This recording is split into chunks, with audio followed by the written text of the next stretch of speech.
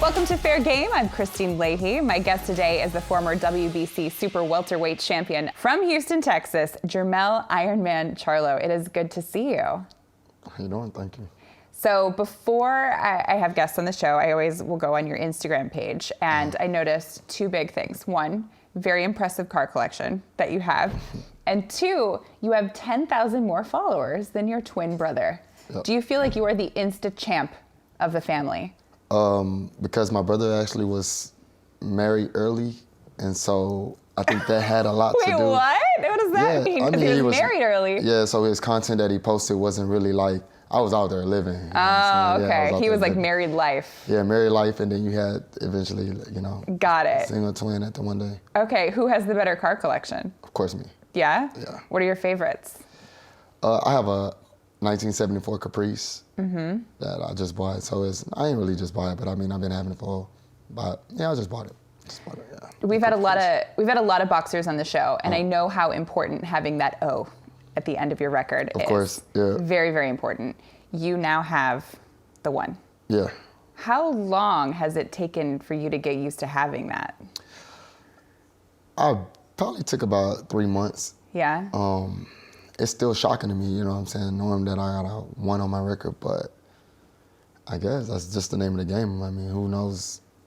That just might be the one and only. It could be. Yeah. Has it changed you or humbled you at all having that? Nah, I don't care about having it. You know, I care so much about the record. Now I'm to a point where I don't even care no more. It's just a record. Now I want to just fight and dominate and beat everybody. The one obviously comes from Tony Harrison, the fight that you lost back in December. Yep. Very controversial. Yep. A lot of people thought that you won.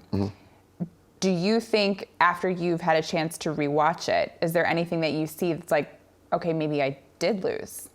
I mean, I could watch it right now. We can watch it together. I can point out every second of every round and still be like, there's no way that he won that fight. So what happened? No way. I don't know. I just feel like, you know, New York State Commission, I don't know what it is. I don't know how those judges sat on the ring. And maybe they was in different angles where they didn't see certain things or, you know, not too familiar with my boxing style.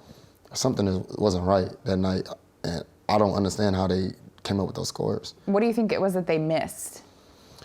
They usually missed a lot of, when he punched, nothing really landed. My movement, I move off of, you know, depending on what he do, his punches. And I mean, I feel like they missed the fact that professional scoring is not the same as amateurs. You know, in amateurs, you could score a fight off of points and just somebody throwing punches and all of that. But in the pros, the system is different. Maybe those are amateur judges. Who knows? I don't even know the names of the judges. Never looked them up, never cared. So the Fox broadcasters that night, the crowd that night, Twitter that night, so many people thought you were robbed and that you had actually won. How many people actually reached out to you and said that? It was crazy. I want to say probably 10,000. Yeah? Yeah. I have a post that have almost like, it has thousands of comments, and at least 1,000 of those comments was like, bro, keep your head up. You won that fight. Keep your head up. Like, that kind of instilled into me knowing like, dang, you know what? I didn't just lose, I was robbed out of the loss. You know, like a robbery and a loss is two big things, you know. And so, like I said, I'm over that now. You know, I'm glad I got the opportunity to be able to take the title back. Yeah. And maybe that just might be destined for my career. Yeah. Do you feel like you made any mistakes in that fight? Not necessarily that I made a mistake, but I let him land punches that he shouldn't have landed. I could definitely do something better about that. He said, because he was on the show earlier this week. Of course. And I've heard others say that they thought you maybe were overlooking Tony Harrison because you were looking ahead to Jarrett Hurd. Is there any truth to that? No. I focus every time I fight on that particular individual. I didn't overlook Jarrett Hurd, and he's still not on my mind. You know, I have to get past Tony Harrison. Yeah. Yeah.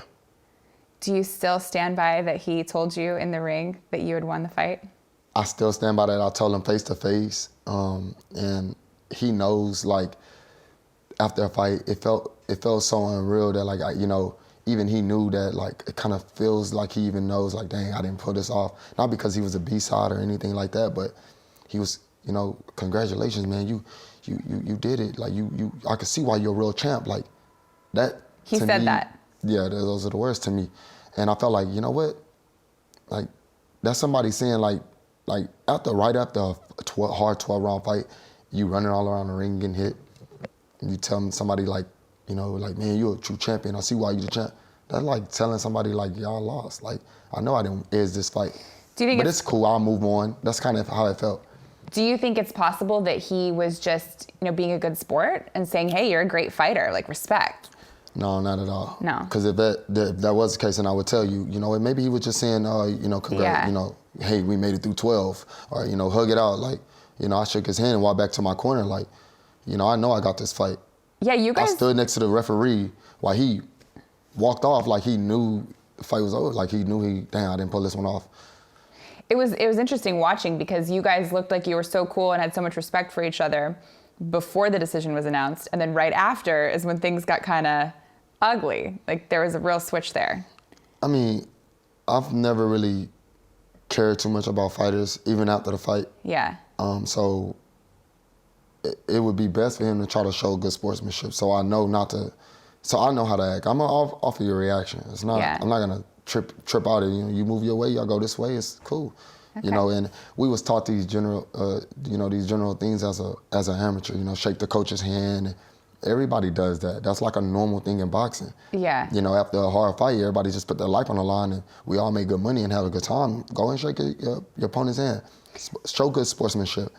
And I felt like that's what I did and he did, but then that little whisper in the middle of the ring was a lot to show me, like, I won that fight, I edged it. Then me recapping that fight in my mind, I just thought, I know I won. Like, I just felt like I won. So that's why you felt like you had to get on the mic at the end and say what no matter what, I had to let the world know what he just whispered to me, because not only did, you know, he knew what he whispered. Yeah. You know, and then, like, no, I didn't say that. I didn't say that. What you mean? So what that was that you said, you know, it's like that kind of feeling. How are you preparing differently for the rematch, if at all? I'm utilizing a lot of things that I've built around me, you know, and for all of the years that I built my team, not only am I working extremely hard, but I have a whole crew, a team working extremely hard, just like me. Mm-hmm. And it's like a do-or-die situation for me, but it's really not a do-or-die situation. It's just really just go hard. Don't let up, don't slack, don't give no leeway to anything to open up so someone can say, you know, you didn't win that round or you didn't do this. So my preparation has been exquisite. You know, it's been at home. I have an 8,700 square foot boxing gym. I invested into more equipment, just more recovery, just more everything, and that's what's gonna make this fight much bigger of a difference. Are you gonna switch anything up? No, not switching anything. Okay. The only thing I added was a beautiful lady to my career. Oh, yeah. Does that help you? Definitely, yeah. Okay. Because I've been doing it all alone for a while, so now I got someone on the side of me. Hey, get up, hey, time to go. You know, like it's not like I got to lay in bed and hear an alarm clock. I'm like, cut that off. Like, you know what I mean? I never put an alarm clock on. So she wasn't at the last fight, but she'll be at this one. Yep. Okay. And she'll be in this camp, so. Got it, okay. Yeah. So one thing, when you guys did the weigh-in, right? Tony said that there has been bad blood since the last fight, but you didn't realize that. You thought everything was cool up until the weigh-in. Is that true? Well, I mean, I'm normally the fighter that never cared about my opponent. Don't have no respect for them. Because, you know, I got to put my life in it. And you got to ruin my destiny. You got to ruin what I got going on. So I've never liked any opponent. But I've been told, you know, keep it cool. Don't go too crazy. Don't be acting up. Don't act up. Sure. And I remember this because we have fights where I, you know, tripped out sometimes, got so mad, and my team, and it's not about that no more. It's about being professional.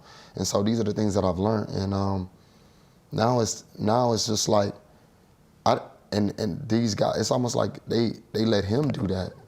And then I have to kind of keep it cool and be professional. It's like, nah, let me be me. Yeah. You know, and I want to be me. But as well, I learned a lot of things in trying to keep my professionalism, but as well try to beat Jermell Charlo.